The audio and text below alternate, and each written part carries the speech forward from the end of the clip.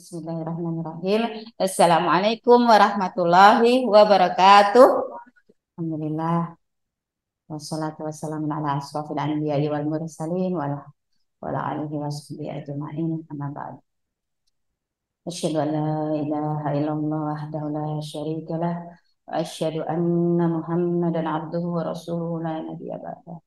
Raditu billahi rabbah wa bil islami dinan wa bi Muhammadin nabiyya.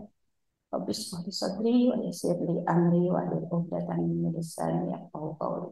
Allahumma shalli ala sayyidina Muhammad wa ala ali sayyidina Muhammad. Bismillah, izinkan saya memulai dengan satu ayat yang Masya Allah sebagai pengingat ya. A'udzu billahi minasyaitonir rajim. Bismillahirrahmanirrahim. يا أيها الذين آمنوا اتقوا الله حق تقاته ولا تموتن إلا وأنتم مسلمون. Shadaqallahul azim. Bismillahirrahmanirrahim. Wahai orang-orang yang beriman, bertakwalah kamu dengan sebenar-benarnya takwa, dan janganlah kamu mati melainkan dalam keadaan Islam berserah diri. Maha benar Allah dengan segala firman. Alhamdulillah. Gimana? Kemudian lanjut lagi. Langsung galau kan? Iya, galaunya harus pakai Al-Quran. Jangan yang selain Al-Quran. Kalau enggak nanti hidayah bisa hilang. Subhanallah, saya sekali lagi yang menyampaikan kepada kita semua yang alhamdulillah Allah izinkan hadir di majelis ilmu di Masjidil Aqsa Bintaro di Tangerang Selatan pagi hari ini. Mari sama-sama kita luruskan niat. Semua ini semata-mata kita ingin menggapai ridho Allah Subhanahu wa taala dan kita rindu mendapat syafaat dari Rasulullah sallallahu alaihi wasallam. Insya Allah kita adalah orang-orang yang Allah berikan kenikmatan dan keberuntungan serta kemenangan di hari akhir nanti. Amin ya rabbal alamin. Ya, saya berada di sini disandingkan oleh Allah Subhanahu wa taala biiznillah bersama dengan Ustazah Binkin ini semata-mata bukan karena saya sudah selevel ilmunya ya ibu-ibu sekalian, tapi la haula wala quwata illa billah. Allah izinkan saya, Allah tutupi aib saya sehingga pada pagi hari ini saya diperbolehkan untuk berbagi pengalaman, berbagi hikmah bagaimana. Lagi-lagi ini bukan tentang saya, tapi tentang bagaimana Allah Subhanahu wa taala mencintai hambanya, mengampuni hambanya, memberikan jalan hidayah, memberikan kekuatan, dan memberikan rahmat, memberikan petunjuknya. Sehingga saya, seorang fakir yang tadinya tidak tahu apa-apa tentang kalam Allah, yang tadinya tidak mengenal siapa Rabb saya, Allah tarik saya minad dzulumati ilan nur, dari kegelapan menuju cahaya, sehingga saya bisa mendapatkan keindahan dari rahmatan lil alamin din asal ini. Dan insya Allah ini yang akan saya share, saya bagikan kepada ibu-ibu sekalian dengan harapan kita sama-sama bisa dapat booster iman, bisa mendapatkan lagi semangat, nikmat, keindahan beribadah, nikmatnya beriman Islam, karena ini semua lagi-lagi hanya karena karunia kasih sayang Allah Subhanahu wa taala. Allahumma sholli ala sayyidina Muhammad wa ala ali sayyidina Muhammad. Ibu-ibu sekalian, Bunda Ustazah yang dirahmati Allah. Ada Korea juga di situ ya, ibu-ibu Korea, Masya Allah. Saya ini nggak pernah mimpi Ustazah ada di dalam lingkungan ini sebagai seorang yang dibesarkan dalam keluarga yang tidak mengenal Islam. Saya nggak pernah ngebayangin nanti kalau umur saya sudah dewasa, saya akan jadi seorang yang menutup aurat itu nggak ada di kepala saya. Jadi lagi-lagi ini bukan sekedar effort manusia. Ini yang kadang kita lupa. Makanya tadi pas surat Al-An'am ayat 125 sampai 127 dibacakan, saya langsung nangis. Karena saya ingat ayat itu pernah jadi booster saya ketika saya ada di posisi yang sangat down gitu ya. Dan saya, subhanallah, saya merasakan sekali begitu Allah kasih saya nikmat berkenalan dengan Al-Quran. Allahu Akbar. Yang tadinya kalau galaunya mah dengerinnya apa musik-musik pergalauan gitu ya. Allahu Akbar, pelan-pelan Allah tarik saya menuju frekuensi yang paling sempurna, frekuensi kalam Allah.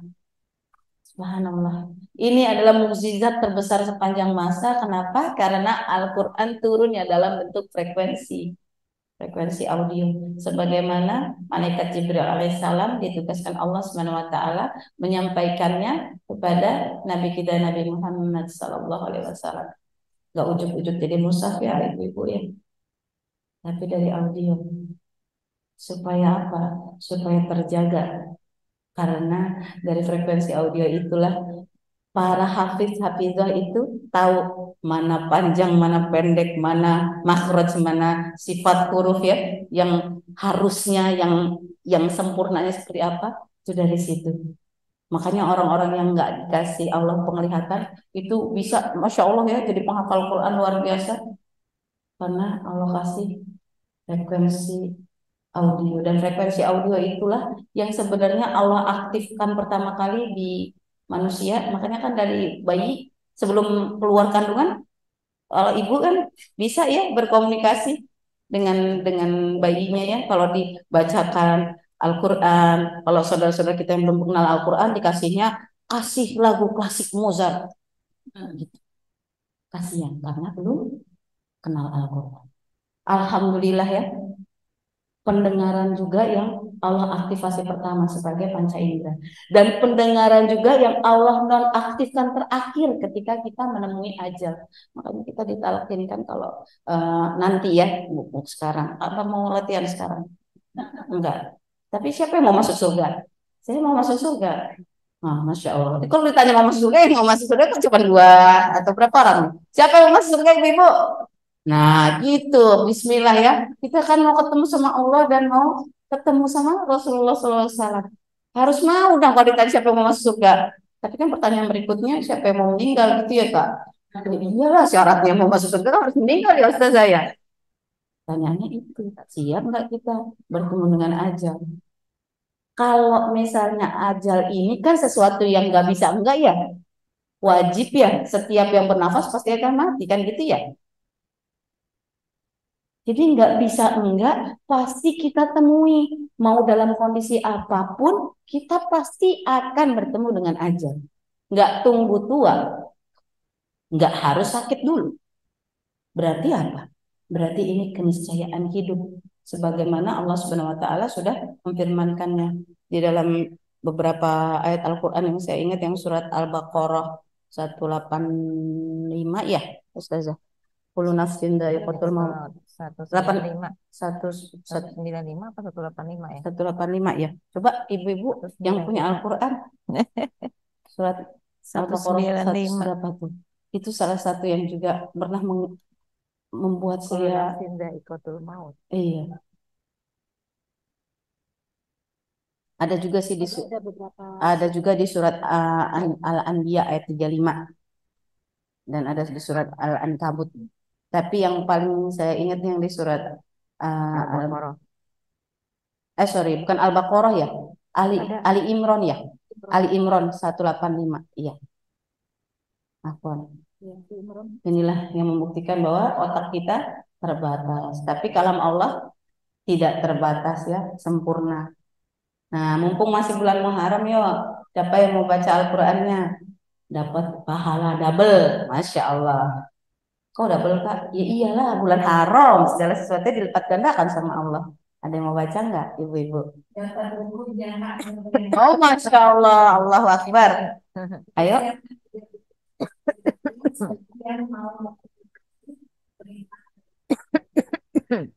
Enggak, ini sebenarnya sih permintaan dari Allah sih. Karena ayat pertamanya surat apa yang turun Ibu? Iya, Iqra bismi rabbikal ladzi khalaq. Jadi emang harus dibaca. Kalau dilihatin, alhamdulillah dapat pahala matanya. Tapi dimintanya kan untuk dibaca, ditadaburi. Tafadoli, ayo ada yang mau baca?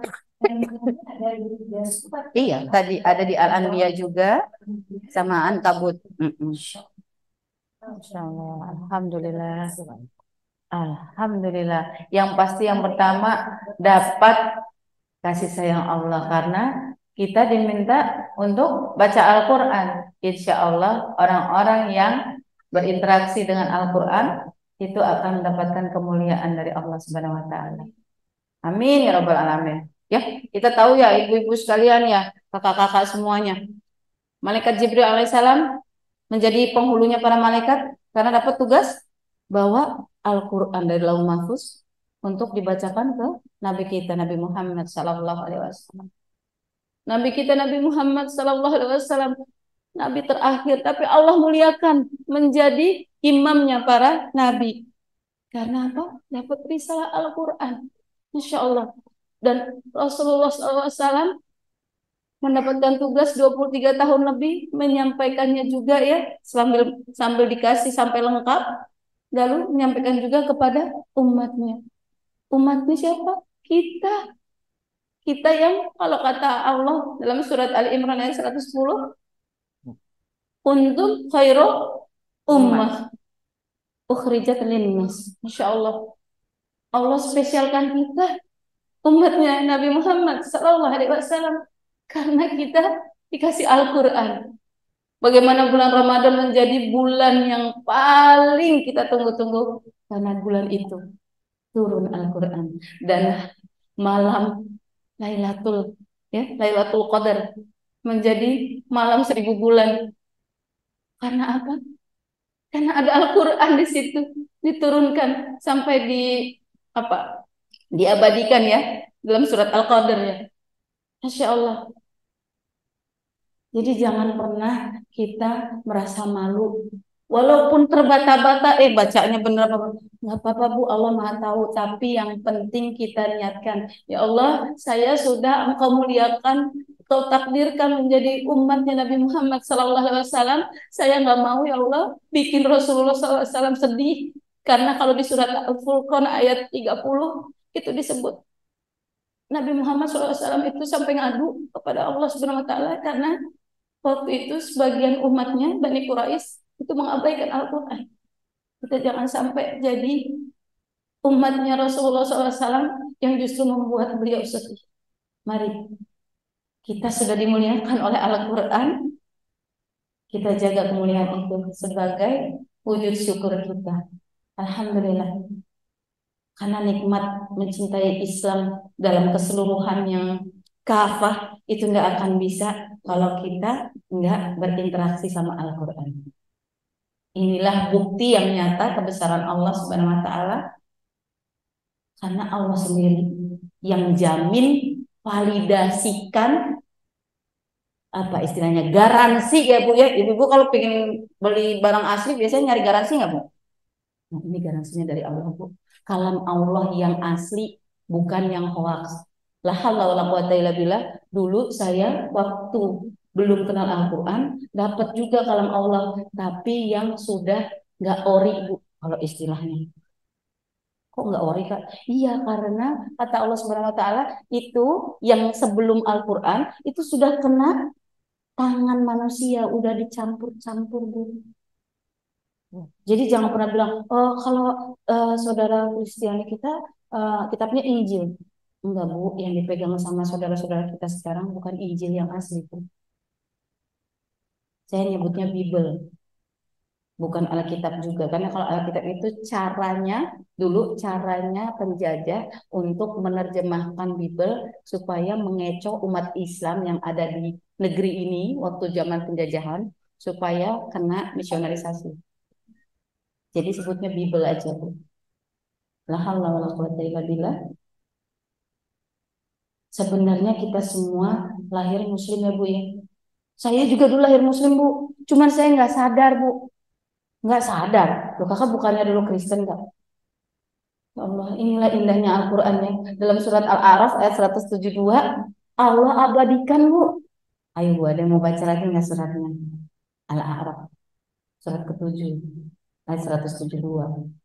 Ini biar kita semua ingat bu, sebenarnya kita semua hakikatnya Muslim. Iya, ingat. Iya, Masya Allah. Ada yang ingat nggak? Dulu pernah janjian sama Allah? Koli Maksudnya bikin badan. perjanjian? Nah, Iya, Masya Allah. Ayo, ibu-ibu, tafadholi. Ibu-ibu ingat nggak? Pernah bersaksi di hadapan Allah dulu? Ya kak, boro-boro kak. 2 bulan lalu aja saya nggak ingat, saya ngapain gitu ya. Masih ingat nggak bu kalau 2 bulan lalu? Persis di hari Selasa gitu, 2 bulan lalu. Jam segini nih, setengah 10, ingat nggak bu? Enggak ya? La haula wala quwata illa billah. Alhamdulillah bu, Allah ngasih kita emang kecenderungannya pelupa. Itulah sifat manusia ya. Supaya apa? Supaya kita bisa mengingat Allah. Karena kalau mengingat Allah, hati jadi tenang. Iya, Masya Allah. Itu lagi-lagi isi Al-Quran deh semua bu. Jadi balik lagi ya bu ya. Saya, saya nggak tahu bu kalau saya Muslim. Kenapa? Coba, ibu tahu Muslim dari mana bu? Dikasih tahu sama orang tua. Masya Allah ya Bu. Jadi lahir, oh langsung ya, Allahu Akbar, gitu kan Bu ya? Telinganya langsung dikasih nikmatnya asma Allah kan? Allahu Akbar, Masya Allah. Jadi langsung tahu Bu ya, Tuhannya siapa ya? Karena orang tuanya ngasih tahu, Masya Allah. Takdir terbaik nggak tuh Ibu? Terbaik ya, Alhamdulillah ya. Masya Allah. Karena nggak semua Bu dapat keistimewaan itu. Alhamdulillah nih saya ketemu ada beberapa saudari saya yang backgroundnya juga mualafah ya, Masya Allah. Kita nggak dapat keistimewaan itu Bu. Subhanallah. Tapi Allah maha adil, maha baik. Begitu kami sempurna akal, ya Allah izinkan kita tukang nanya Bu. Dari dulu tuh karakternya biasanya Bu yang mualafah itu modelnya sama Bu. Tukang nanya, kepo kalau kata sekarang ya. Ih, ini anak kepo amat, dikit-dikit nanya gitu. Alhamdulillah Bu, kita kepo. Kepo nyari siapa? Nyari Robnya Bu. Rob kita siapa? Karena memang hakikatnya kita ini hamba. Kalau zaman dulu Bu, belum kenal, belum tahu Al-Quran, yang disembah apa Bu? Batu Bu. Terus apa lagi? Gunung, sungai. Terus begitu bisa bikin apa? Bikin karya-karya, bikin patung. Karena emang hakikatnya manusia itu hamba. Dia pasti akan menghamba pada apapun yang dia pikir itu lebih besar, lebih punya kekuatan darinya. Ya Alhamdulillah Bu, orang tua kita udah ngasih tahu, ya kan? Alhamdulillah nak, kita umat Islam nak, kita ada Al-Quran nak, ini bukti kebenaran Al-Quran nih untuk menjelaskan bahwa kita umat Islam adalah umat terbaik. Alhamdulillah ya Bu ya. Nah kalau orang-orang yang takdirnya dari Allah Subhanahu Wa Taala, lahirnya bukan di keluarga Muslim, apa kabar Bu? Nah, ini namanya adalah bahan dakwahnya umat Islam. Loh, kok gitu Kak? Ya iyalah, orang tadi kita udah baca. Semua anak cucu Nabi Adam alaihissalam sesungguhnya Muslim. Tapi ada yang Allah takdirkan nggak lahir dalam keluarga Islam, yang mengenal Islam, supaya apa? Supaya jadi lahan amal, lahan dakwah kita. Coba bayangin, saya ini tadinya nggak ngerti tentang Islam, tapi ketika saya sudah mulai balik, saya baca isi kitab suci yang kata orang tua saya ini adalah kitab kebenaran. La haula wala quwata illa billah.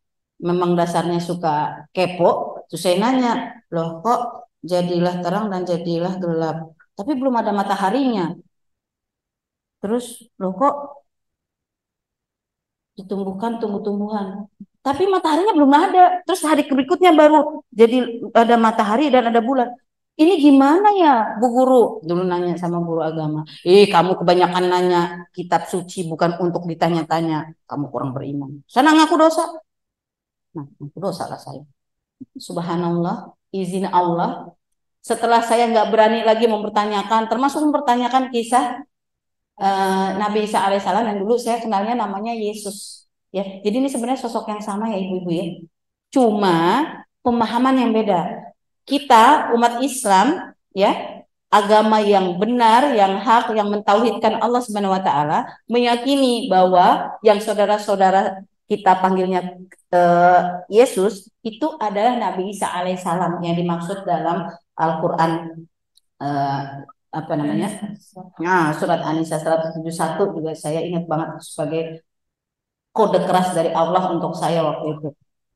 Tapi saudara-saudara kita karena nggak tahu Al-Quran Bu, dan mereka pegangannya sama kitab yang udah diacak-acak sama tangan tangan apa rabi-rabinya gitu ya, tangan pendeta-pendetanya, sehingga itu nggak ada yang jelas Bu sebenarnya. Dibilang anak Tuhan juga nggak semuanya bilang anak Tuhan, ada yang bilang itu nabi ya. Bahkan Yesus sendiri bilang tuh, hukum yang pertama apa? Ditanya tuh kan waktu itu. Saya baca tuh di Markus 12 ayat 29. Wahai Bani Israel, dengarkanlah hukum yang pertama itu, kasihlah Tuhan Allahmu, itu kalau kita ya, dia tulisnya Allahmu.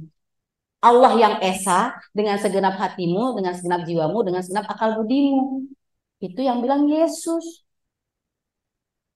Alhamdulillah Allah masih jaga ayat yang itu di Bible sehingga bikin saya mikir. Jadi Yesus sebenarnya Tuhan, anak Tuhan, atau Nabi? Saya nanya lagi ke guru saya, suruh udah salah. Allah Akbar.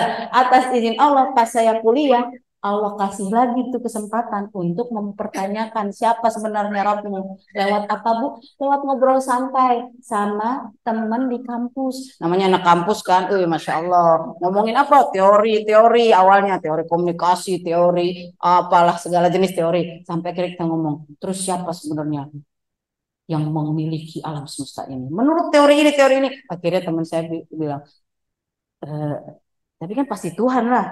Kita mengakui Tuhan yang Esa kan? Oh iya kata saya. Iya dong Tuhan yang Esa. Dalam konsep Trinitas. Karena saya udah dikasih pemahaman oleh lingkungan saya bahwa Tuhan yang kamu kenal Esa itu terbelah. Jadi Tuhan Allah, Bapa, Anak, dan Roh Kudus. Iya. Kalau ibu yang versi Katolik. Tuh kan? Beda lagi ya Kak? Oh beda. Makanya Alhamdulillah Bu kenal sama Al-Quran Bu. Jadi tahu yang benar. Masya Allah. Terus teman saya bilang gini, kalau Yesus mah itu juga saya kenal, tapi sebagai Nabi. Saya kaget Bu, luar biasa. Kenapa? Karena dulu waktu saya belum kenal Islam, yang saya tahu, nih ibu-ibu yang kayak begini dulu ya, itu domba yang hilang Bu. Kenapa kok domba yang hilang? Karena karena keturunannya Abraham, kita nyebutnya dulu Abraham ya Bu ya, karena nggak tahu ternyata Ibrahim alaihissalam ya, bapaknya para anbiya, itu punya anak namanya Ismail, itu ditaruh di gurun, terus jadi orang-orang yang keras dan udah nggak mau lagi ngikutin jejaknya Bani Israel. Jadinya dibilang tersesat. Jadi tugasnya orang-orang yang memegang Bible itu mengembalikan Bu, ibu-ibu biar masuk ke jalan yang sana tuh gitu. Jadi saya kan sebagai teman yang baik ceritanya, wah teman saya nih kan muslimah kan, saya harus bawa dia biar kembali ke jalan yang Tuhan saya akui sebagai jalan kebenaran kan gitu ya. Apalagi neneknya dia mu'alafah Ustazah. Jadi saya pikir wah mungkin ini adalah jalan. Wah saya bilang jadi harus kenal Yesus. Teman saya bilang, iya saya kenal Yesus, tapi saya nyebutnya Nabi Isa. Loh kok Nabi Isa bukan Nabi kamu Muhammad? Saya bilang gitu. Iya Nabi Muhammad itu nabinya setelah Nabi Isa. Tunggu. Saya udah mulai bingung tuh. Kok ada Yesus, tapi kok kisahnya beda nih. Iya, jadi Nabi Muhammad SAW itu Nabi terakhir. Sebelum Nabi Muhammad itu Yesus. Tapi kita nyebutnya Nabi Isa kalau di Al-Quran. Dan semuanya itu sampai Nabi Adam, Nabi. Kalau Tuhan yang satu, Allah. Saya shock Bu. Gimana itu ya? Kok kayak make sense nih. Ini kayak saya jadi ingat waktu pertanyaan-pertanyaan saya dulu. Waktu saya masih SMP. Gitu. Subhanallah. Terus teman saya ya namanya juga kan bahasan kayak gini kan. Wah sensitif ya Bu ya. Berbau sara gitu katanya ya. Teman saya bilang, oke, kita kan mahasiswa ya, mahasiswa yang mengutamakan kecerdasan, rasionalisasi ilmiah. Ayo deh, kalau mau nanya lebih lanjut, mendingan Silakan riset dulu aja di Al-Quran, kata teman saya. Main aman ya Bu ya. Tapi ternyata Masya Allah, dalam kondisi begitu aja, Allah udah izinkan lisannya berdakwah Bu. Nggak pakai ayat Bu, dakwahnya nggak pakai dalil. Cuman ngejelasin aja. Bahwa di Al-Quran, Yesus ada, tapi posisinya Nabi. Saya panas Bu. Kepala saya itu kan kepo ya. Saya cari Bu. Al-Quran saya beli, saya riset, saya baca semua. Terutama kisah tentang Yesus. Alhamdulillah. Allahu Akbar. Allah izinkan saya akhirnya kenal. Oh Yesus itu ternyata Nabi Isa alaihissalam Bu. Allahu Akbar. Kalau nggak karena Al-Quran, saya nggak tahu Bu. Kalau saya itu sebenarnya juga Muslim. Alhamdulillah Bu. Mukjizat Al-Quran ini sepanjang zaman. Saya merasakan betul bagaimana Allah menarik saya dari kegelapan menuju terang, sehingga saya tahu siapa Rob saya. Alhamdulillah. Terus langsung masuk Islam Kak, habis baca Al-Quran. Ya nggak semudah itu, Ferguson. Iya kan? Emang Ibu kalau dibacain kayak tadi langsung langsung ini nggak Bu? Kayak waktu dulu misalnya tutup aurat, kan ada perintah ya, Surah Azab 59. Langsung nggak Bu ujuk-ujuk? Enggak kan Bu? Nah itu. Makanya Allah itu maha baik Bu. Al-Quran Allah kasih ya ke Nabi Muhammad SAW 23 tahun Bu. Kalau Allah mau sekali langsung jebret bisa kan Bu? Tapi Allah masih lihat kita itu belajar proses tuh. Alhamdulillah. Saya udah baca Bu tentang Nabi Isa tuh. Sampai kepala saya rasanya kayak di blender gitu. Ya gimana Bu? Dari kecil saya taunya Yesus anak Tuhan. Walaupun saya sendiri apa iya anak Tuhan ya? Orang mau disalib aja doa sama sama Bapa lagi. Jika mungkin cawan ini apa cobaan ini lepas dari aku kata Yesus. Kalau Tuhan kan ya udah deh tinggal diganti aja susah amat. Namanya juga Tuhan kan gitu dulu mikirnya. Allahu Akbar. Allah izinkan kepala saya mikir. Kan Al-Quran suruh gitu ya. Apakah kamu tidak berpikir, wahai orang-orang yang memiliki akal sehat? Kan gitu kan? Alhamdulillah ya Allah, saya dikasih akal sama Allah untuk mikir. Karena memang Islam itu agama yang ilmiah, Bu. Makanya selalu al-bayinah dulu dikedepankan bukti yang nyata dulu, biar kita mikir.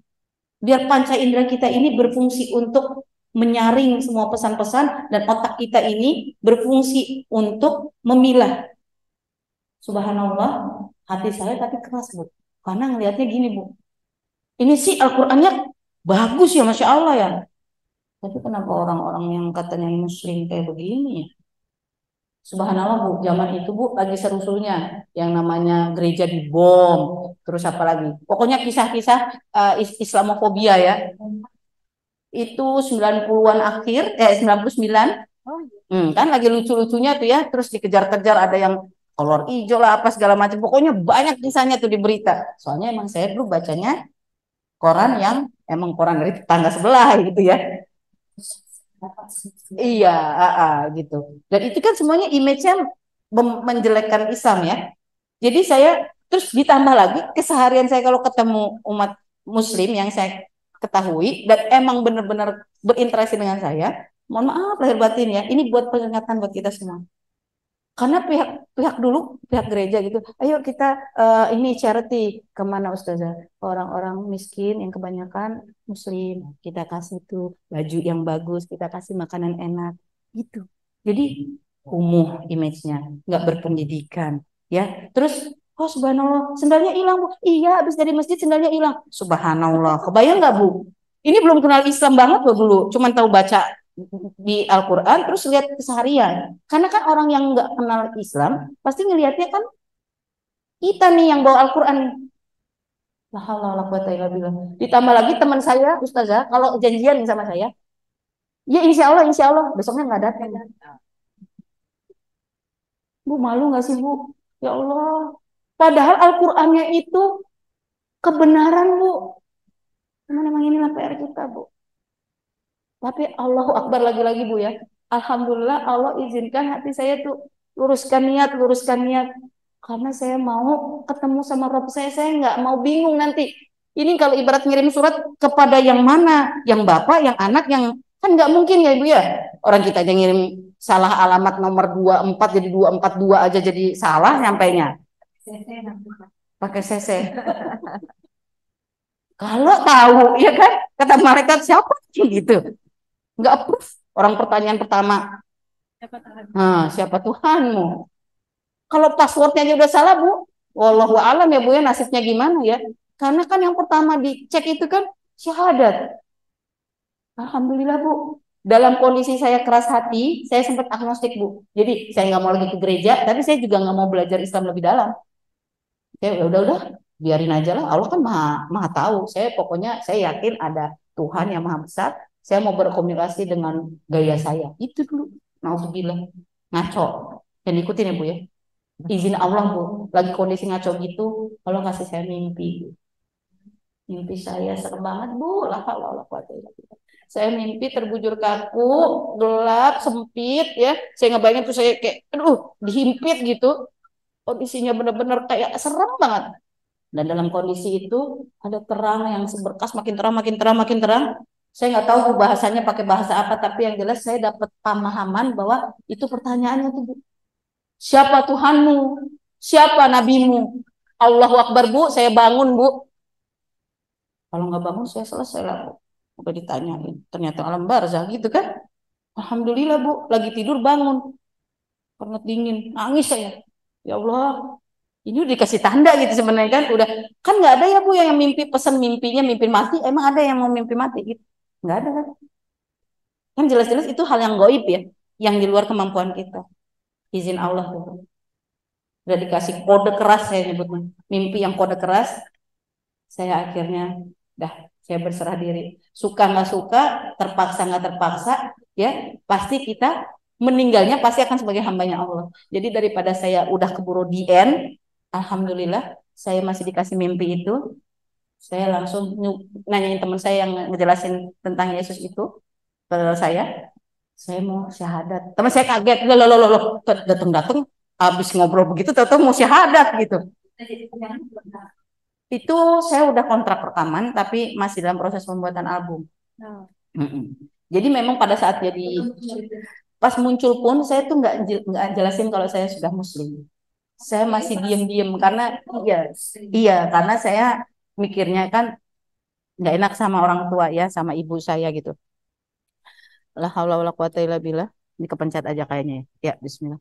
Jadi subhanallah Bu, akhirnya saya izinkan Allah untuk memudahkan langkah saya ya. Oh iya baik, bismillah. Allah mudahkan langkah saya dibantu teman saya itu. Alhamdulillah ternyata teman saya remaja masjid. Nah ini pentingnya ya, kaum muda masjid itu harus dihidupkan Bu. Karena kalau anak muda gitu ngomongnya sama ibu-ibu pasti belum tentu mau deh, beneran. Cuman anak muda kita nih, PR kita berikutnya ya. Bagaimana menyiapkan kader-kader dakwah yang asik buat zamannya. Teman saya bantuin saya, Masya Allah. Akhirnya, Alhamdulillah izin Allah, umur saya pas 21, 2 September 2000, saya syahadah. Allahu Akbar. Saya tahu siapa Tuhan saya tahu Nabi terakhir, Nabi Muhammad SAW. Ya, jadi singkat cerita, biar nggak kepanjangan juga ya, karena ini kalau mau melihat apa, mau lengkapnya gimana Kak? Ntar baca buku saya aja ya, biar mudah gitu. Tapi intinya adalah semua ini proses Bu.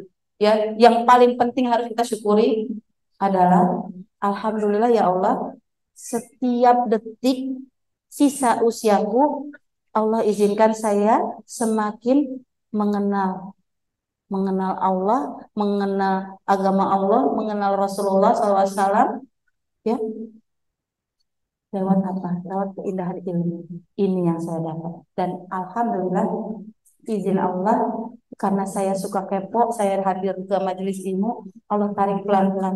Saya nggak pernah ngayal Bu, saya begini Bu. Izin Allah. Allahu Akbar.